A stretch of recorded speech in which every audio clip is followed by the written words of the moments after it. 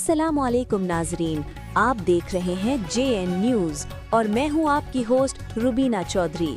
सबसे पहले नजर डालते हैं आज की अहम खबरों पर। हैदराबाद ब्यूरो चीफ जावेद अली चन्ना न्यू सब्जी मंडी हैदराबाद में भिंडी माफिया और कब्जा ग्रुप सरगर्म, मंडी फिर गंदगी की लपेट में। न्यू सब्जी मंडी हैदराबाद लाइसेंस याफ्ता दुकानदारों का मुतालबा, भिंडी और दीगर सब्जी डीलरों को फौरी फेज 2 मुंतकिल किया जाए। हैदराबाद की न्यू सब्जी मंडी में एक बार फिर मुबैना भिंडी माफिया और कब्जा ग्रुप की सरगर्मियों ने सूरत हाल खराब कर दिया। जगह जगह भिंडी में लगाने वाली बर्फ के पानी से जोहर बनने लगे हैं, जिससे न सिर्फ कारोबार मुतासर हो बल्कि खरीदारों और लाइसेंस याफ्ता दुकानदारों को भी शदीद मुश्किलात का सामना है।